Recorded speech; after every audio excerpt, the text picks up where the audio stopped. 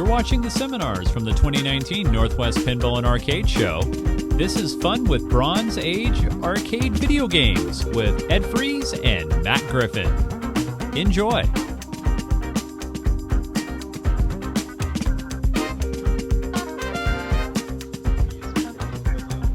All right, we'd like to welcome everybody here to the Northwest Pinball and Arcade Show seminars. It's now 5 o'clock, and it's now time to hang out with Ed Fries. Ed, take it away. Hey, how you guys doing? This is loud. Good. I'll bring you down. Don't worry. You can hear me. All right, you got it under control. Are you guys far enough back there? We need like people closer. Can't even see that far. All right. Thanks. We'll get the computer space fan up here at least. All right, good. Okay, hey, I am Ed Fries. I've got a long history making video games. I'm an old programmer and lately fixing video games, which is also really fun. So we're going to talk about that. This is my friend Matt Griffin. And Matt is the owner of many of the awesome Bronze Age video games that are out there on the show floor. So we're both going to talk about our games and our collections and why we like these particular games and why you should too. So I'm going to let Matt go first, and we'll just let him take it away. All right. Is this working? All right, can you hear me back there? A little closer? You're going to have to go closer, probably. Yeah. How about that? All right. A little closer. I got to change. Good. No problem. All right. That sounds better. Perfect. So, I guess I'll start out. A little introduction to me. He did a bit of that. My name is Matt Griffin, and I've... Go ahead. I'm going to I think we actually want to start this. You just talk. I'm going to mess up your slides. So, yeah, I've been interested in I've been collecting for about 20 years now, and started collecting the Bronze Age. Oh, you did that. See, now I got the build working, but now I messed up the alignment. He'll fix it. He's a pro. See that? Yeah. So, yep. Ed asked me here to talk about the Bronze Age. I have a fairly decent sized collection, I'd like to think, and world class. Thanks. And I enjoy talking about it, enjoy sharing them. So he invited me on the talk. Little history about me. I was actually born in 1974, so I just kind of got the tail end of the black and whites. Started in the arcades around 79, 80, so I missed a lot of them, which is something that, I don't know, I feel like I missed out, but going into this, I didn't know much about them. There were a few of them they were still in the arcades. Like Seawolf was there, Sprint 2, some of the big ones. But as I found out later, there was a lot that I missed. And, yeah. So I've been collecting for about 20 years now. And my, I guess why I first started getting into the black and white games was I was down in California, and they have a show there called California Extreme. And yeah, big show. And they, especially back then, they had a lot of black and white stuff. And like I said, I didn't know a lot of that, or a lot of the black and white stuff. So I went to the show, and I really got interested in them. They were different than anything else that I'd seen, because it was the 80s stuff that I saw. And I just realized that I really did enjoy them. Started looking for them. And they weren't in anyone else's collection either. So my first one I picked up was the Atari Football, which is a good start, I think. It's on the show floor. Yeah, it is out there. And yeah, I got that a really good price. eBay supposedly broken. I know you're not supposed to pick up broken ones first, but I picked that one up, and luckily it was just the power cord had worn through, and I fixed that one pretty fast. Let's see. I just drew a blank all of a sudden. Yeah, like I said, no one else seemed to focus on the black and whites. I didn't see them in any other collectors or any other collectors' houses, and I guess I just decided that I would be the one to start collecting them and to be able to share them with everyone. Let's see. Oh, I guess I've got way far ahead myself. So that's kind of what started me down these old collecting the old games. So when I did decide to share them with people, I was telling people how many games they said, so what are you into? And I told them I was into black and whites, and they said, so how many do you have? And I said, well, whatever I was at the time, 18, 19, 20. And they go, I only thought there was Pong and Space Invaders. So I go, no, there's a lot more. Definitely some more out there. And I would try to explain them. Once again, just trying to build up the knowledge out there. And I guess I kind of took that on myself. And so I just kept on buying them, kept on restoring them, and bringing them out to the show now. And so hopefully you guys are enjoying them. I don't know if you had a chance to go outside and play them, but yeah, the jet fighters out there, Space Invaders, they seem to stay pretty busy. Let's see. Yeah, thanks. I did a couple of pros and cons of the black and whites, and if you want to start collecting them, stuff I've learned over the years. Mostly they do tend to be cheaper than the golden age. There are some exceptions, like Computer Space, some of the ones that you have, which definitely can get up there in price. But on the whole, Sprint 2s and everything, they're a lot cheaper than some of the golden age and pinballs particularly. So that's a good thing. And because they're from the 70s, there was no template on what they could do. They were very unique. I mean, whatever they thought of, they a lot of the times they tried. So they are you see a lot of tests, or not tests, but a lot of experiments, and that's a lot of fun. Lots of cool artwork on them, especially those silver mirrored ones, which I'll go into in a little bit. And if you've seen Blue Sharks out there, and Video Pinball, how they have the graphics. You can see the graphics on top, superimposed over the black and white graphics, and it really makes it interesting. It makes it real fun, and just makes them easy. They still have a good sense of, what am I trying to say? They're still fun today, I guess is what I'm saying. The graphics really helps with the graphics. Let's see. I'm cheating here. I got my notes, obviously. And some of the cons, which this guy helps a lot with, is there's not a lot of documentation out there for them. And the documentation is, if you're looking for schematics, the schematics can be very hard to read. And yeah, it's hard to work on these things sometimes, but it's worth it. And there's not a lot of people working on them. If you're looking for people to repair your boards, there's very few of us that actually do the repair work. I'm one of them. Andrew Welber. Oh, yeah. You and me. Yeah.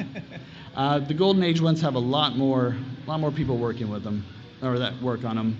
And that goes along with the reproductions, like the artwork and special projects. They have a lot more of the Golden Age ones, the 80s and stuff. They have a lot more. There's just a lot more people running them. A lot more money. They can make a lot more money off them. So they're working a lot more. And one of the other con, sometimes pro, is a lot of them are 2-player only. So if you have them in your collection, then you have to have a friend to come over and play with you, which can be a pro, but it can be a good thing too, because that's the most fun, when you can play against other people and really compete. All right, now for some of the.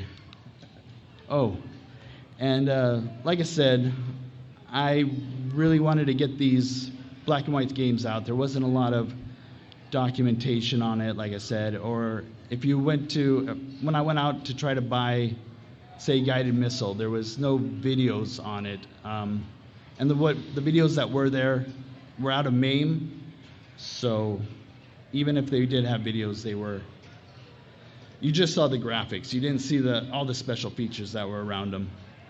So, yeah, so I'm not plugging anything, but I do have some videos out there that I hope help people kind of show what they do or how well they do, how well they work. All right, so a list of my games that I've started collecting. Most of them have been to the show. I have 36 right now with the black and white games. Most of them are working. The ones with the asterisks are not, so I have 30 games out that are good. 6 games I still need to work on. That's a pretty decent collection, I think. Probably one of the largest. There's a few people more out there, but yeah, just to kind of give you a hint of what I have. All right, now the fun stuff. Little pictures. So these are some demonstrations of why I like these games. Like I said, the artwork is really cool. You have the mirrored, they're half mirrored effects, so you have the games bouncing off the front of the mirror, and you have the images from the back shining through. And if you look at these and the 280 zap here, it's just you're riding into the sunset. It just really sucks you in. You really enjoy it. You don't really see that with a lot of the newer games and stuff. And I do really enjoy the look of these type of games. And the artwork in general on these games, they seem to really focus on that stuff. The whole cabinets can be filled with art. A lot of the midway ones are just full art on all the side, on the artwork or on the cabinets. And then some of them have really unique controls. The Blue Shark, which is out there, hopefully you guys played a little bit of that, has the harpoon gun. A lot of these are throwbacks to the old EMs. So, yeah, you have this. I mean, could you imagine? You have to have the scope, periscope with the Seawolf. I mean, you're just looking through there. You have only the lights that show up in the scope that are mirrored down. And once again, it's just not something you see in the 80s or the later ones usually. And then this one, Night Driver. This is one of my favorites. I really do like Night Driver. Yeah, it was in the local arcade when I was a kid. Oh, I'm totally out of point here. But the different kinds of cabinets is what I was going to show here. This one's all fiberglass, and it's just the machines in here, or the 70s they had a lot less machines in their runs. So some games you went on for some of the runs were like 1,000 machines for the whole title, and then later on in the 80s you went into the tens of thousands, 20,000, 30,000, maybe even higher, 60,000. Once again, you could experiment a lot more with the smaller runs, and they made, like this one's all fiberglass. Computer Space is another one that's all fiberglass. Another one we'll talk about. Yeah, another one we'll talk about. But like I said, there was just a lot more experimentation and a lot more just unique stuff about it that's really jumped out as me. Just a little story about Night Driver. This one right here actually came from the Seattle Center Fun Forest. So there is a good chance that I played this game when I was a kid, and it really makes it a little more special to me. The boards they're such a pain to work on, but I got to keep this one running. It's been to the show, it's been a while. Hopefully you guys have seen it. But yeah, as you can tell, it's one of my favorites. So, like I said, I do enjoy bringing my games to the show. I get a lot of compliments from the people that play them here, and I just want to thank you guys for appreciating them. It makes me happy to watch them, to see them being played, and I hope you really do. I hope you do enjoy them and kind of maybe add them to your collection if you have collections. I don't want to be the only one to collect them because I don't have the space for it mostly. This is the last one I finished, and it's actually on the floor right here. This is my space race. The goal of it is to be the first one to get to. It's like Atari Freeway. You have to race the other player up to the top of the screen and be the first one to get to the top. And then I guess you go back to the bottom, but yeah, you try to get to the top as many times as you can, dodging the asteroids that are going across. And you'll see the picture on that's the left side of me working on it, how it just pretty much totally overtook my living room. I had to replace all the capacitors in the monitor, good amount of board work on it. The oscilloscope's down there and paperwork all over. But the final product is on the right, and it's a happy add to my collection. And this is the one I'm working on next, which is 1974 Quack. Oh, that was, just to go back, that was the Atari's first non-Pong game too. So something a little different. 1973, thanks.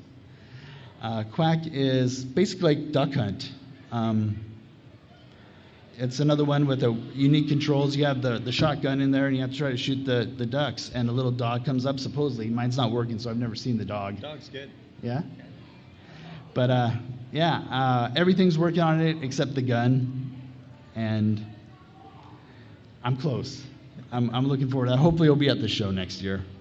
I'm going to help you with that. And he'll help me out. Thanks. I guess that's it. I should have asked you about if you had any pros and cons in there too, but. Well, I'll do my part, and all right. And then we can take questions at the end. All right, thank you, Matt. Yep. This is where you clap for Matt. Yeah. Thanks. Awesome. Okay, so we didn't really define what Bronze Age is, so I have this slide. So I guess technically it's from Computer Space, 1971, the first arcade video game, to Space Invaders, 1978. I guess that I think it includes Space Invaders, I would say, right? And most of the games in this period were black and white, but actually not all, and I'll talk a little bit about that. And many of them were done completely without any software, without a microprocessor, which, as a programmer, was one of the things that really amazed me coming into this. How could you possibly build one of these games without software? And I'll maybe talk a little about that, too. But anyway, that's the Bronze Age, and this is the fun. I mean, what could be more fun? Here I am trying to fix a Pong board, and I've just hooked it up to a little power supply. I have some basic tools. And if I can track down the problem and fix it, I get Pong on the screen on my little test monitor. And then if I can get the right cabinet, I can put it in the cabinet. And there it is, Pong from 1972, a proud part of my collection. You really do need just a few basic tools to work on these machines, which is nice. This is one of the ones that you really have to have. And this is just called a logic probe.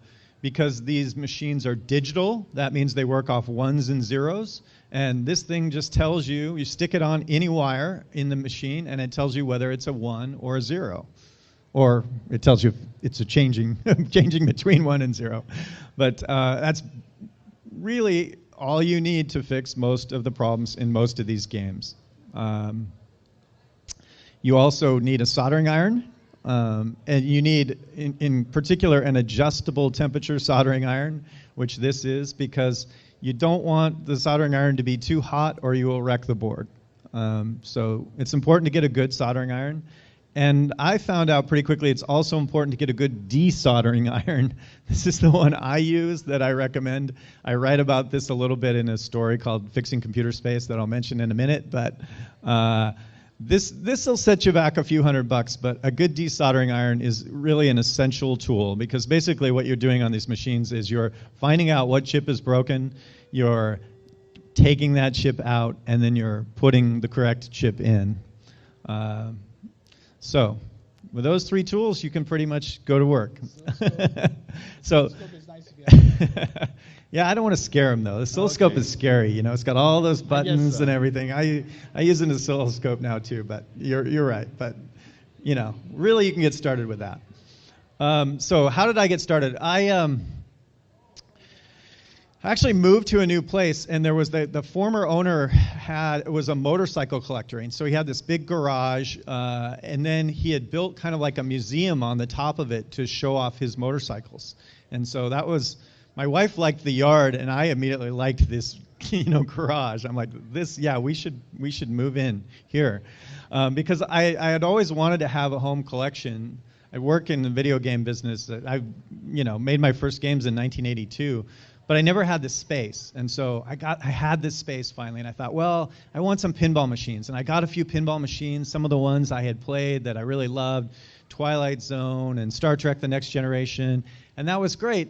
And I quickly learned that pinball machines break, and you have to fix them, and then I learned, well, I actually enjoy fixing the pinball machines as much, if not more, than playing them, and so I learned a little about enough electrical engineering to fix pinball machines. And then I thought, well, what about video games? Well, I knew that this was the first video game ever made, Computer Space. It's an awesome, if you could go back in time and change what game was the first game, you wouldn't change it, because there's so many things about this machine that are amazing. I mean, just look at this picture. It's just, it's unlike any video game that even since then. It was made by this crazy guy, Nolan Bushnell. The story is incredible. The story of this cabinet is supposedly that he was playing with a ball of clay, and he molded this shape, and he's like, I want it to look like this. And so they're like, okay, and they made the cabinet look like that. It's fiberglass, which is nice. But they also they made a fair number of them. Supposedly up to 1,500 of these machines were made, and they tended to stay around because they're made of fiberglass. A lot of arcade machines, they get wet at some point, they swell up, and then people throw them away because they're kind of ruined when they get wet. But these fiberglass cabinets hang in there pretty well. If only we had some way to tell how many there were in the world. We actually have the world expert here. The guy in the green shirt is the Computer Space Fan. He runs a website called computerspacefan.com, and he categorizes every known version of Computer Space. He catalogs them, and each one of them you can click on and read a little story about who has it, how they found it, that kind of thing. It's an awesome, awesome resource. So anyway, go to computerspacefan.com and you can see his work.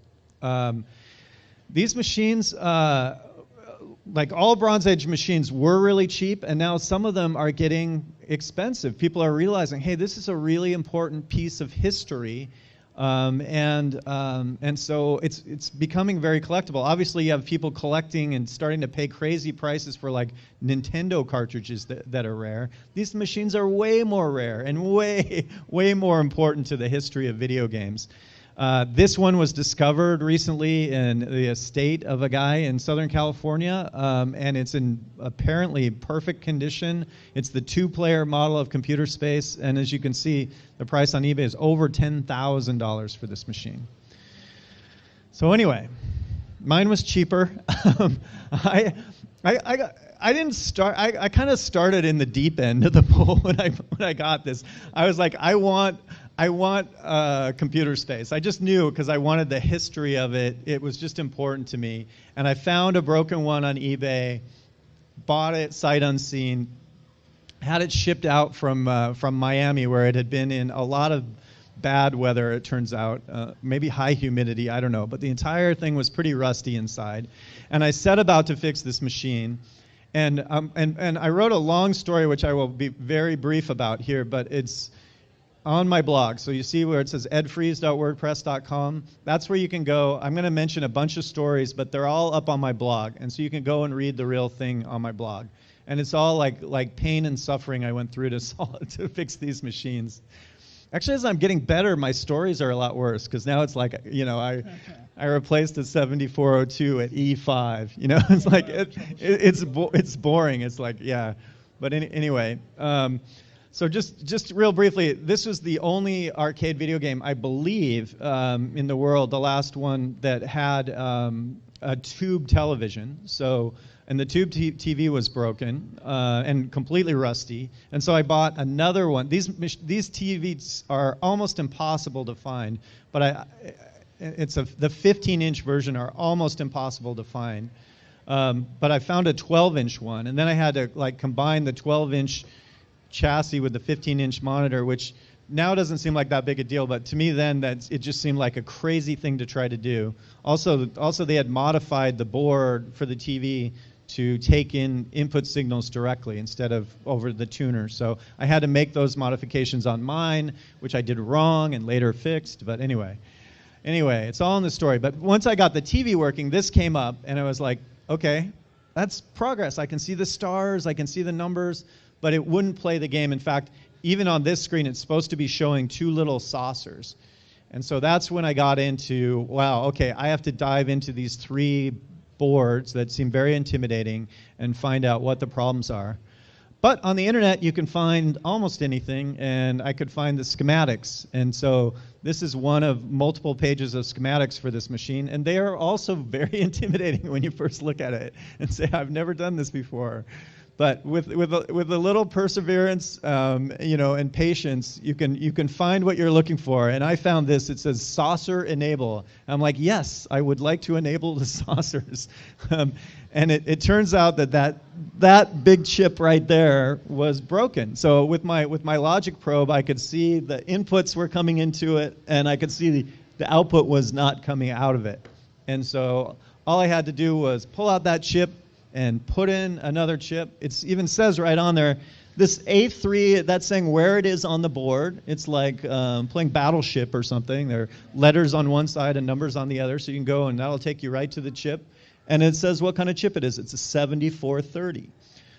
So you just have to buy that chip and pull out the old one, put in a socket first. You always want to put in a socket because you might want to replace it later, but also it heats up when you solder in the socket, and it's better to heat up a socket than to heat up a chip, in my opinion.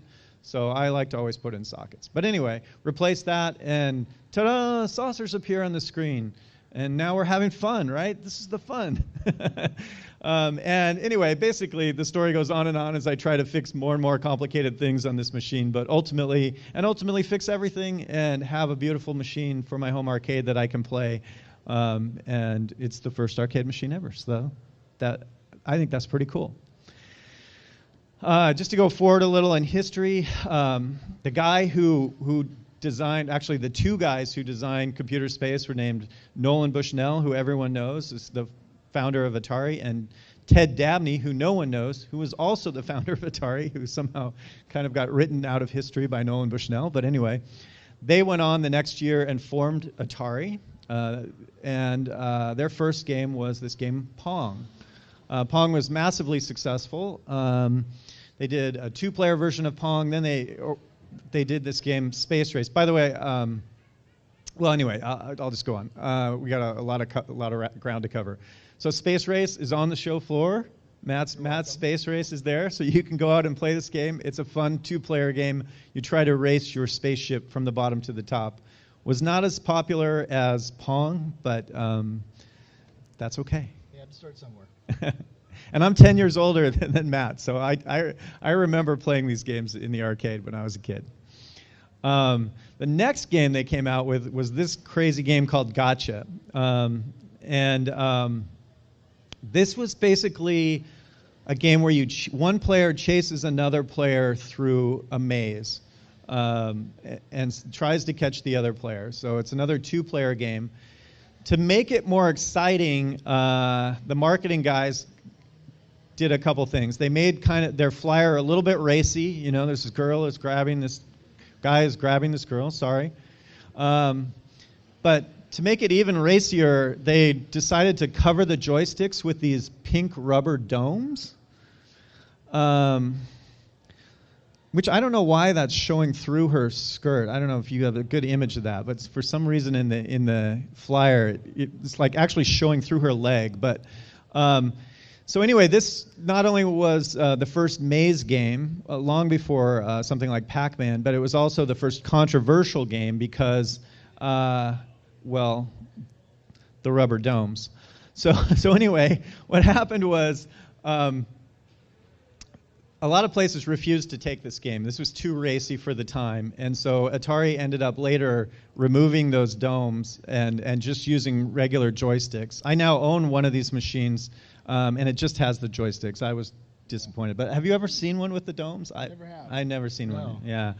So anyway, okay, but there's something else that's important about Gotcha. Here we're in 1973, so we're still just a few games into the arcade, into the video game era, really, the arcade video game era. And I was reading about this era, and I read that supposedly a small number of these machines were made in color.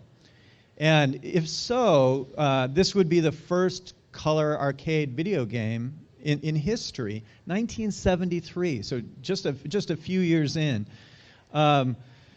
So I was reading about that, and at the same time I was also shopping on eBay for Bronze Age arcade boards, because after I fixed Computer Space, I'm like, this is fun, but these machines are kind of hard to find, and they're hundreds of dollars when you find them. But what if I just get some of the circuit boards? I could probably hook up the circuit boards like that Pong picture I showed, and I can fix those and have the fun that I'm having without having the whole big cabinet.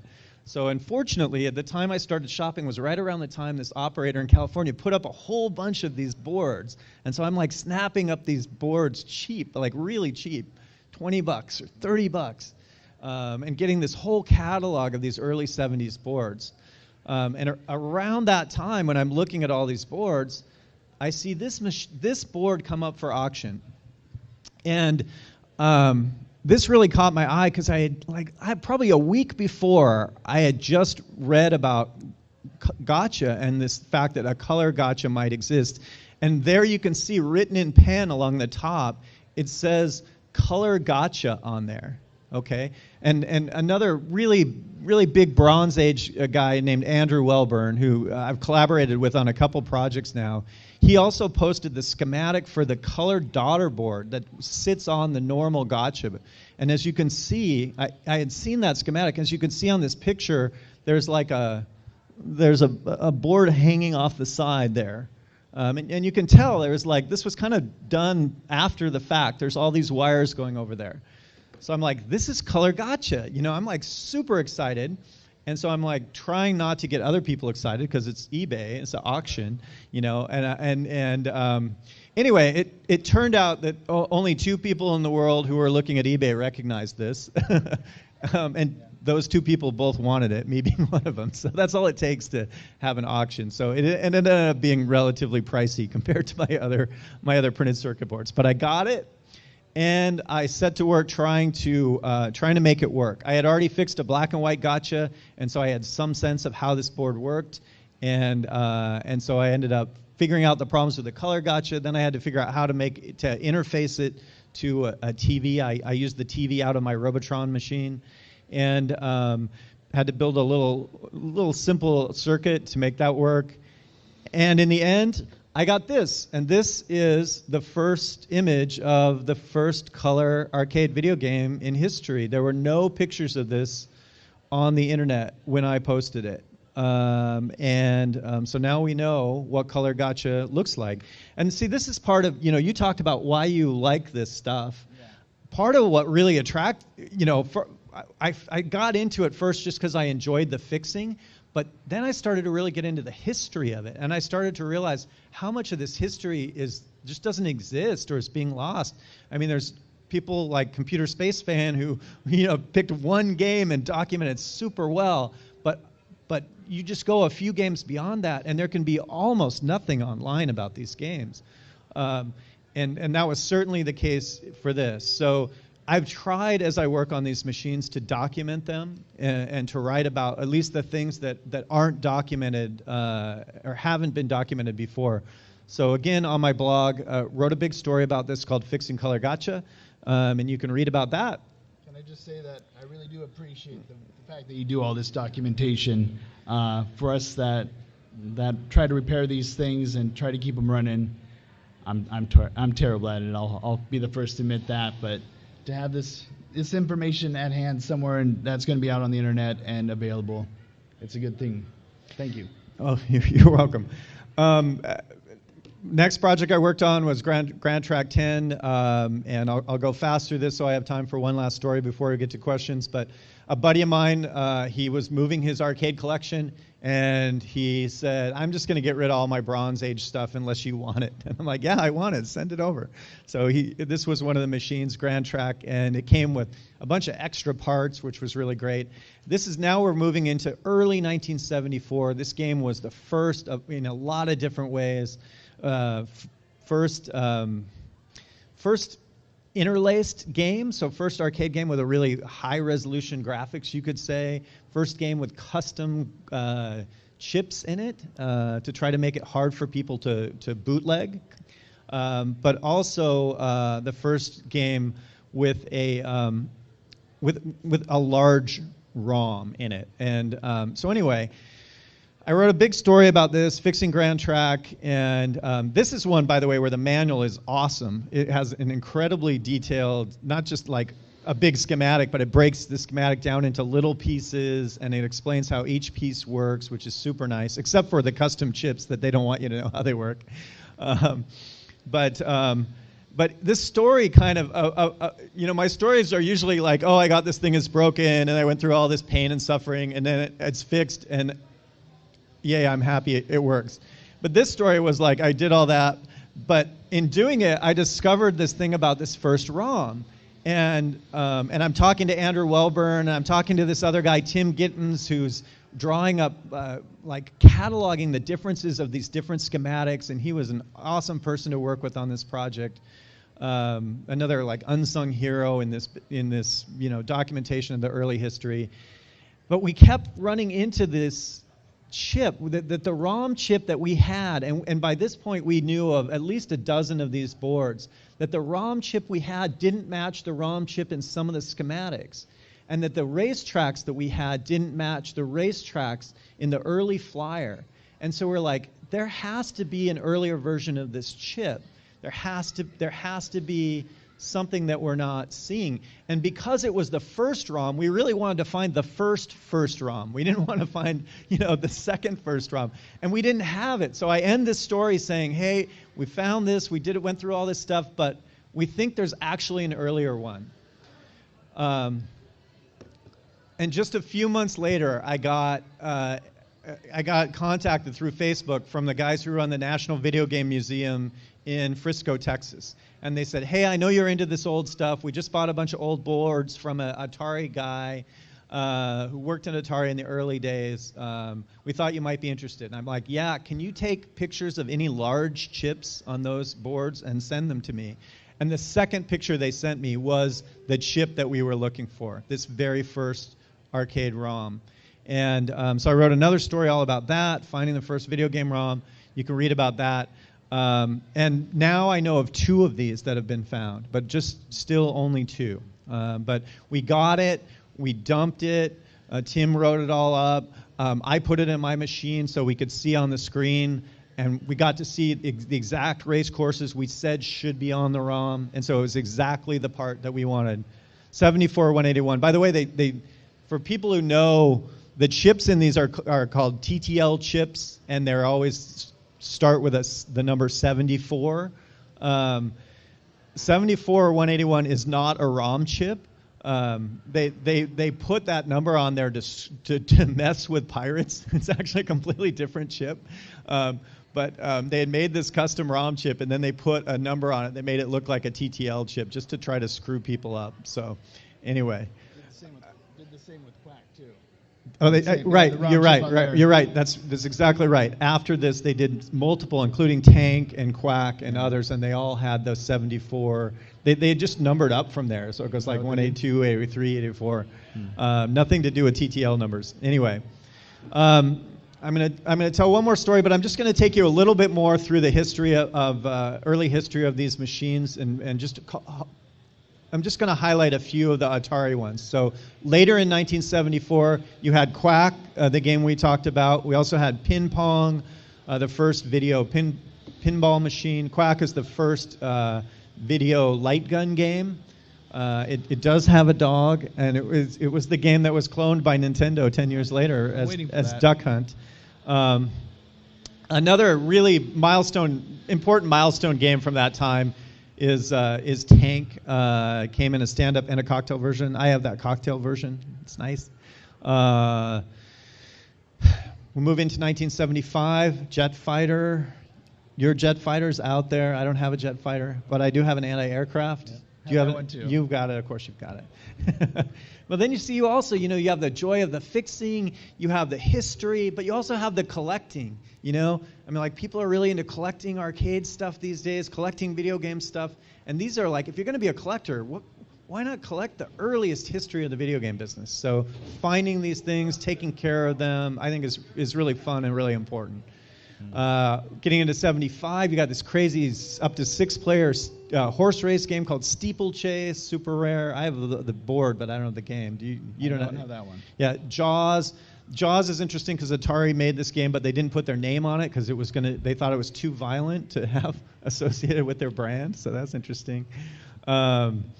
Highway, kind of, I think that's the first cockpit game. Yeah. So fiberglass cockpit, Crash and Score, a 2-player racing game, sort of. But something more important happened in 1975, and that was the release of Midway's Gunfight. And the reason that this is important is because this is the very first arcade video game that had a microprocessor. So everything I've showed you up to this point all the games I've shown you were built out of simple logic gates, basically and, ors, and nots, and counters connected together to make the game work. Here, a guy named Dave Nutting from Dave Nutting Associates, who was the brother of the original Nutting Associates that made Computer Space. But anyway, that's a whole long story I can't get into. He took a Japanese game called Western Gun, and he turned it from hardware into software and made it better and released this game, Gunfight. The cocktail version was supposed to be on the show floor, but I looked earlier and I didn't see it. So it's not there. It didn't make it this year. It's been there previous years. It was there last year, yeah. And you didn't bring yours, and I told you I'm not bringing mine right now. Anyway, so if you get a chance, it's a very fun 2-player game, and it's the first game with software. So, one way to divide up the realms is, maybe this is where Bronze Age should have ended. Bronze Age maybe should have just been the TTL age, and then you went into the software age, because this is really where games took off. Just to tell a last story before we take questions. I was interviewing one of the guys for my story about fixing Gran Trak. I was interviewing a guy named Ron Milner, who was one of the 3 engineers who worked on the game. And at the very end of the interview, and these guys aren't getting any younger, so it's really important to do these interviews as well, to talk to them and get down what they know, what they experienced. And at the very end of the interview, he throws out this thing. He just says, "Oh, by the way, I put this Easter egg in one of the later games I worked on." I'm like, "You did what?" And he's like, "Well, yeah, I just thought it'd be funny to put my name in it." I'm like, "You did what?" And what game was that? And he said, "Oh, it's this game Starship 1. But I never told anyone about it." So, I'm like, "Wait a minute. So you put an Easter egg in a game like 45 years ago, and you never told anyone about it?" And so I was super excited about that. So that became like the next story that I wrote about. And this is the game Starship 1. It's got it was the first person yoke shooter, really one of the first person games, probably. But basically it's a space shooter where you fly through space and blow stuff up. And I'm thinking, well, from what I know about Easter eggs, that's like really near. This game has got to be right near the very first Easter eggs that anyone knows about. Everyone talks about Adventure. That's from 1980. 79 or 80, there's a debate, but anyway, it's right in there. Then I started looking into it. It turns out there was one in 1978 for the Channel F. But when I looked first in Killer List of Video Games, for Starship 1, it said 76. It said way earlier. Like, wow. But actually, as I did some more homework, really July 77 looked to be the true date for this, but still earlier than any Easter egg that had ever been found. So the problem was how to find it. The engineer, he's like, I know I put my name in there, but I don't remember how to make it happen. So fortunately, all these later games, these software games, they're pretty much all have been dumped. The ROMs have been dumped, so you can just download files and then wade through them and try to find. And he said he had made his game say "Hi Ron," and so sure enough, I took the ROM dump and searched through it, and there it is, "Hi Ron." Okay, so now we know the data's there, but then we had to find the code, and we managed to find the code that triggered the Easter egg. But the code had these, it was reading from these hardware addresses, and it was looking at these weird sets. So you can see it, it says compare number BF. That's a set of hardware flags. So then we had to figure out what that meant, and we found this part in the schematic that made certain bits correspond to certain blah blah. Anyway, so then I tried to recreate it in MAME.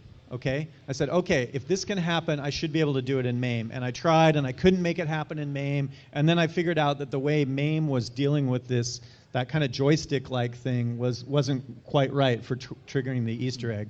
And a simple change to this config file in MAME let me make it happen. So this is a video of when I first made it happen in MAME. And I'm going to go back and make it go one more time for you guys so you can see it. But you got to look in the upper left corner up here, and you should see the name Hi Ron appear.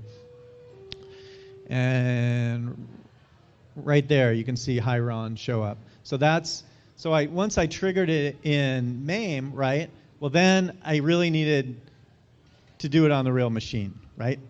So I'm like, okay, this would be a cool machine to have in my home arcade anyway. I remember playing this as a kid, and if it has the first Easter egg in it, I'd also love to have it in my home arcade. Anyway, bought it from John's Jukes up in Vancouver, and John Robertson from John's Jukes is going to give a talk later today about reading schematics. Next, I believe. It's the next event? I believe so. Yeah, maybe 8 o'clock tonight. So anyway, bought it anyway, blah, blah, blah. Lots of stuff on the blog about waiting for this machine and getting it. But I finally got it. And triggering it is actually really tricky. You kind of have to bend your hand in a weird way. And you have to, like, as you insert a coin, you have to have 2 buttons down. And then you have to, as the coin's passing through the coin return, you have to let go with that hand. And then you have to push that kind of gear shift-like thing. So it's not a big surprise that nobody stumbled on this over the years, right? But anyway, so I get the machine, I'm super excited, and I try to make it work, and I have all these problems, and it's like all these dumb little problems, and I'm like fixing the dumb little problems, trying to make it work, and I spend all day trying to make it work, and I cannot make it work. I've probably put 200 quarters in this thing, and I can't make it work, and I go to bed that night, and I'm just staring at the schematics in bed, going what did I do wrong? I proved it in MAME. I have the real machine. I can't get it to come up. And as I'm laying there in bed, I'm looking at this part of the schematic, and I see how that little word, that BF thing I showed you, is constructed out of a bunch of wires coming together. And I see one of them is connected to this thing that says bonus time, okay? And I'm like, what is bonus time? And it turns out that that's a dip switch. It's a little switch on the printed circuit board that's an optional thing that the operator can set if they want the game to reward bonus time when the player has a high score. It turns out you have to have that on if you want the Easter egg to happen. Nobody knew that. Well, nobody knew any of this. So next day I go, of course, I find the switch. It's the one that says BT by it. I switch it, and here's a video of me doing it on the real machine. And if you look up under the word U, we should see, come on, you can do it. Hi, Ron, there it is, yay. So there it was, when I saw that, I was the first person in 40-something years to see the first Easter egg that's known in history in an arcade machine. So anyway, this is why I'm excited to work on this stuff. There's incredible stuff out there still to be found, still to be researched, still to be documented among these machines, and they're just super fun and easy to work on. And but they're also going away. And this just for my last few slides. Every year, more and more of these machines are destroyed. We read about it online all the time. Especially these Bronze Age machines have been really victims of this, easy victims, because a lot of times people don't know what they are. They sell for cheap, and it's like, well, for a couple $100, I'll just go burn it out behind my trailer instead of saving it, you know? It's really a problem. So we need more collectors out there like Matt who are saving these machines. We need to document them because it's really the history of the video game business that's at stake. So thank you very much. I just want to mention one last thing. This is a super rare version of Space Race, which is rare to begin with. Matt's out there on the show floor is probably the only one in the Pacific Northwest. I would think maybe. I don't know. Maybe there's one in Portland. There's one in California too. It shows up at California. Yeah, but that's not Pacific Northwest. Oh, that's true. You're right then. But anyway, they're rare to begin with. But what you should know is that they only made a very small number. Maybe Computer Space Fan knows how few of this game in a fiberglass cabinet. It was Nolan Bushnell, again, it wasn't that long after he had made Computer Space, and so they at Atari decided to try to make it in a fiberglass cabinet like they had Computer Space. And I don't know if something went wrong or it was just too difficult to make them or what, but I believe less than 5 of these are known in the world. And I just bought one of them, so it's on its way. This and that nice 2-player Computer Space were discovered in a completely unknown cache of these machines that belonged to this guy in Southern California, and nobody knew he had them. It was a guy who ran arcades for Bally for years, and he had his own private arcade.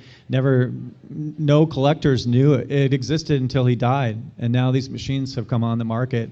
Machines that people didn't think were there. So fortunately, stuff like this is still turning up, but there probably aren't too many sets of unknown machines like this left in the world. So anyway, I've used up all our time, but we can take 1 or 2 quick questions, but thank you for your patience and for listening to our story today. Thank you. Thanks. All right, questions. Yes, step up to the mic, please. I don't think. There we go. You showed a cocktail gunfight. Do you know if that's the first cocktail format machine? Well, no, I showed a cocktail tank, which was 1974, so that was earlier. There are cocktail pongs. Yeah. So the cocktail pongs are pretty common. I have a Nutting Associates cocktail pong from 1970, maybe 2 or 3. I'm not sure on the date on that one. Yeah. But I bet. Me either. But yeah, cocktails go almost back to the very beginning. So good question. Yes, sir. First of all, thank you very much for saying such nice things about my website. I didn't realize. Much appreciated. Playing Computer Space, something I've noticed, and I think I'd like to know if either of you find this with Bronze Age machines. It seems like that first generation of AI was brutally hard compared to what they ended up doing later. And I just wondered, the UFOs in Computer Space definitely still kick my butt almost every time I play. And I wondered, how are other Bronze Age machines, was it like they weren't sure where the goalpost should be, so they kind of made it harder than the games that we've eventually started to appreciate later? Yeah, I think there's so much. Do you want to answer first? Go ahead first. Okay. Yeah. So there's so many things about that machine that are just because. So, it was the first one ever, but, the saucers seem really hard, but they basically just shoot in whatever quadrant you're in of the 4 quadrants. So, and the chips behind, there's 2 simple logic gates or something behind the quote AI. So, it was just, I think he implemented it in the simplest way he could, and then he was like, okay, that works. It's like another example in that game is the fact that you can steer the bullet. He would have had to add chips to make the bullet not steer. So he made it steer. And you know, sometimes that happens in video games today. It's like when we make video games, we have happy accidents and we go, yeah, I like it better. It would be more work to fix. So. Yeah, I was just going to say that there's no processor in there, so there is no AI technically. It's going to go for you and shoot directly at you. So Jet Fighter is another great one that has no microprocessor and all, and the opponent is really pretty tough on that one too. I mean, you got to remember, these guys weren't just like building these machines; they were inventing video games. Really, I mean, they had to come up with what is a video game and how should it work and what should the control panel be. You know, in computer space, it's basically Asteroid's control panel but switched. I like to play with my hands backwards just because it drives me crazy. Okay, we have time for one more question with our last second. Or not, or we can just be done. Thank you so much, you guys. Thank you. All right, everybody.